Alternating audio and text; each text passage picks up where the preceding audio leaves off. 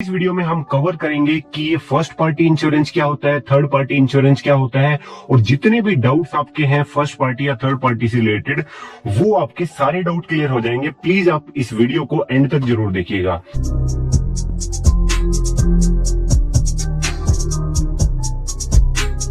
तो दोस्तों सबसे पहले बात करते हैं कि इंश्योरेंस की आखिरकार जरूरत क्या पड़ती है। जब भी मैं अपनी गाड़ी को रोड पर लेके जाता हूं तो उसमें कई तरह के रिस्क इन्वॉल्व होते हैं।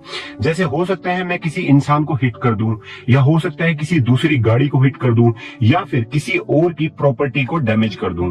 तो उस केस में मैं लायबल हो जाता हूं उस इंसान का पैसा देने के लिए, उसकी गाड़ी के डैमेज को कवर करने के लिए, उसकी प्रॉपर्टी के रिस्क को कवर करने के लिए, यानी कि अल्टीमेटली मुझे उसको पे करना पड़ेगा। तो दोस्तों यहां पर इंश्योरेंस कंपनी बीच में आती है। इंश्योरेंस एक तरह की पॉलिसी है, ये कॉन्ट्रैक्ट है आपके और इंश्योरेंस कंपनी के बीच में, और वो कॉन्ट्रैक्ट ये है कि मैं उस कंपनी को एक फिक्स प्रीमियम पे करूंगा हर साल, जिसके बदले में कल को मान लो जाने अनजाने में मेरे से किसी की प्रॉपर्टी का डैमेज हो जाता है, किसी का कोई नुकसान हो जाता है, तो उस केस में इंश्योरेंस कंपनी उस नुकसान को पे करेगी। तो दोस्तों सबसे पहले अब बात कर लेते हैं कि फर्स्ट पार्टी, सेकंड पार्टी और थर्ड पार्टी एक्चुअल में होती क्या है, क्यों इनको ये सब बोला जाता है। दोस्तों फर्स्ट पार्टी होती है वो इंसान जिसके नाम पर पॉलिसी होती है। जैसे मान लो मेरी गाड़ी है तो और मैंने इंश्योरेंस करवाया है तो मैं फर्स्ट पार्टी बन जाता हूं इस केस में। सेकंड पार्टी होती है दोस्तों वो इंश्योरेंस कंपनी जिसको मैं एक फिक्स प्रीमियम देता हूं और उसके बदले में वो कंपनी मेरे रिस्क को कवर कर देती है। और थर्ड पार्टी दोस्तों वो होती है जिसका अल्टीमेटली मेरी गाड़ी की टकराने की वजह से उसकी प्रॉपर्टी का डैमेज हुआ, उसकी गाड़ी का डैमेज हुआ, या उसकी खुद को कोई इंजरी या फिर इवन उसकी डेथ हो जाती है, तो वो थर्ड पार्टी बन जाता है दोस्तों इस केस में।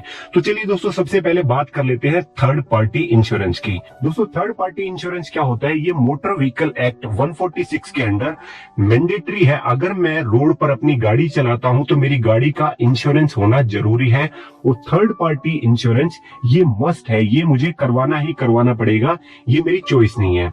तो दोस्तों अब बात करते हैं कि थर्ड पार्टी इंश्योरेंस में क्या क्या चीजें कवर होती हैं। और दोस्तों ये कंपलसरी इसलिए होता है कि हो सकता है कि मेरी नेटवर्थ बहुत कम है, मेरी इनकम काफी कम है और मेरे पास एक छोटी सी गाड़ी है, पर मैं ऐसे किसी इंसान को हिट कर देता हूं जिसकी जो इनकम है वो काफी ज्यादा है। मान लीजिए 1-2 करोड़ रुपए उसकी इनकम है और बाई चांस उस बंदे की डेथ हो जाती है या उसकी प्रॉपर्टी का काफी ज्यादा मैंने डैमेज कर दिया, तो मैं तो अल्टीमेटली उसको नहीं पे कर पाऊंगा।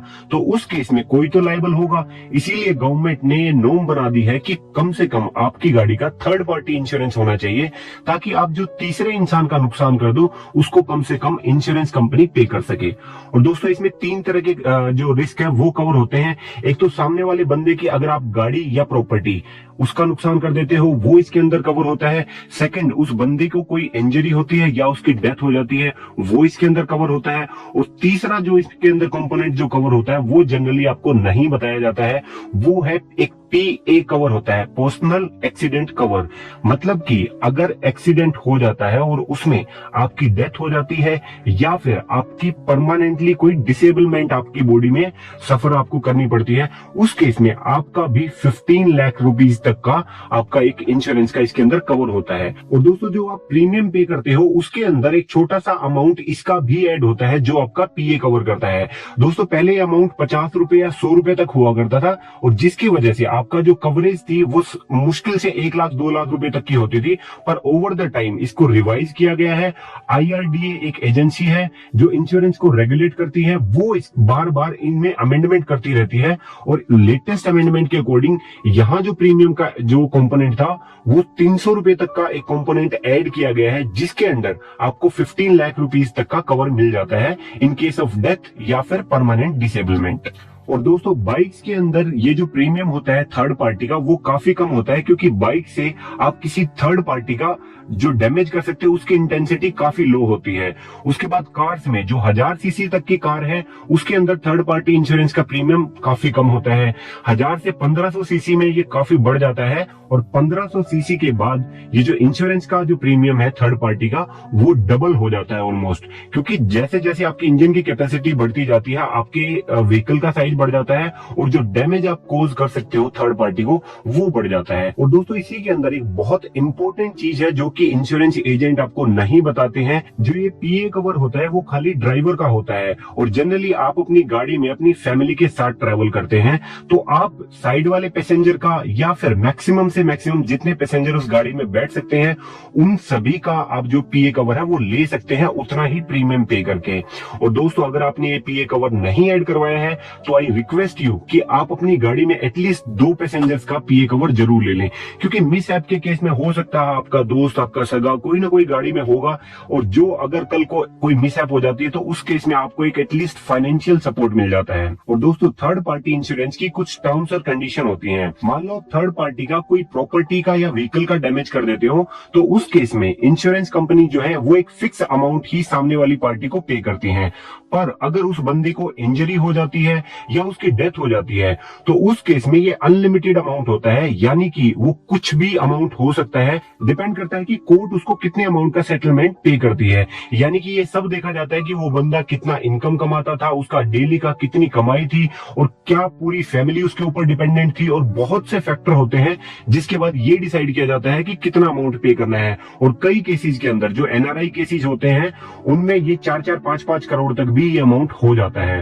और दोस्तों इसमें 2 कंडीशन ऐसी भी होती हैं कि जिसमें अगर आपने थर्ड पार्टी इंश्योरेंस ले रखा है उसके बावजूद हो सकता है कि इंश्योरेंस कंपनी ना पे करे। उसमें पहला केस होता है ड्रिंक एंड ड्राइव का, यानी कि अगर मैं फर्स्ट पार्टी और मैंने ड्रिंक एंड ड्राइव करने के बाद वो एक्सीडेंट किया है उस केस में इंश्योरेंस कंपनी वो अमाउंट पे नहीं करेगी। दूसरा केस होता है कि मेरे पास एक वैलिड लाइसेंस नहीं है। अगर ये दोनों कंडीशन फॉलो नहीं करते हैं तो कोर्ट की रूलिंग में ये आपको पे करना पड़ता है। तो दोस्तों ये थी डिटेल थर्ड पार्टी इंश्योरेंस की। तो दोस्तों अब बात करते हैं फर्स्ट पार्टी इंश्योरेंस क्या होता है।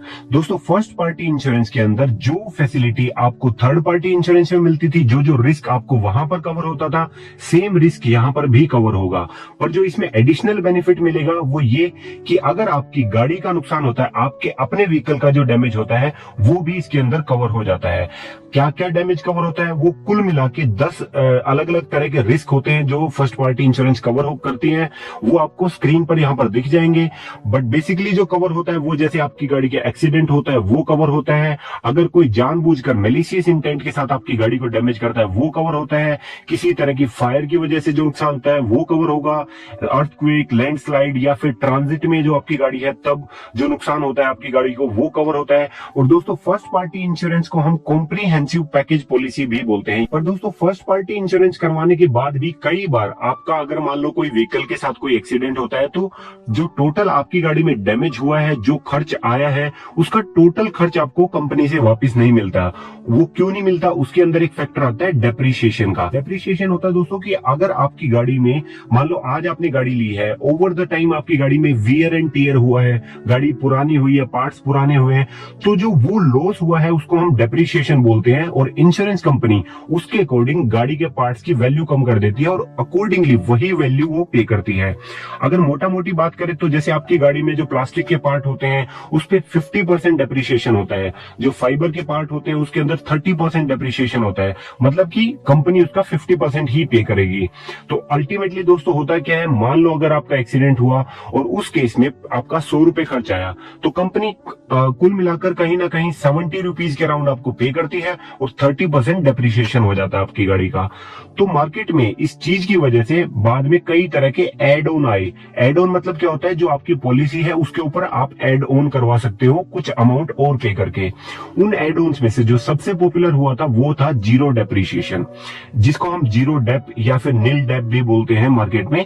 जीरो डेप्रिसिएशन का मतलब क्या होता है कि जो पहले 5 साल में आपकी गाड़ी के अंदर डेप्रिसिएशन काउंट होता है उसको वो कवर कर लेगा। मतलब कि अगर आपकी गाड़ी का 100 रुपए का नुकसान होगा पहले 5 साल में, उसके बाद जीरो डेप्रिसिएशन आप नहीं एड ऑन करवा सकते हैं। तो अगर आपकी गाड़ी में 100 रुपीज का नुकसान होता है तो कहीं ना कहीं ऑलमोस्ट पूरा पैसा जो इंश्योरेंस कंपनी है वो आपको पे कर देती है।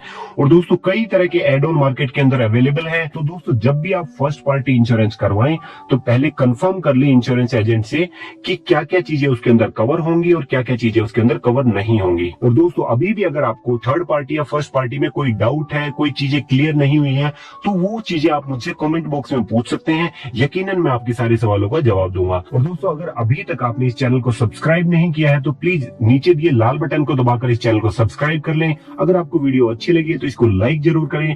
Thank you so much for watching. जय हिंद, जय भारत।